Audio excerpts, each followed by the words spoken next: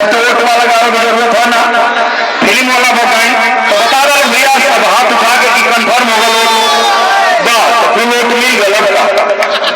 तो एक बात ये जानिए लो वो सूरज नारायण उगल वहां हाथ उठा के कहले वालों ना वोट के बाद क्रिया पड़ी फंस गल वालों जाल अब कोर्ट भागे के ना चाहिए।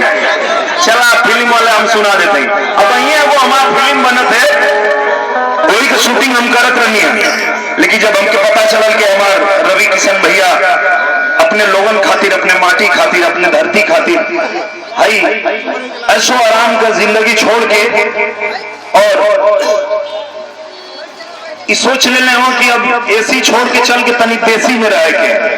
तो जब देसी में आ गल हो अपने भैया लोगों के बीच में तो हमारो फर्ज बनेला कि हम चली भैया के सहयोग में जो है दो चार लोगों से हाथ गोड़ जोड़ो, माता बहन लोग से, भैया लोग से,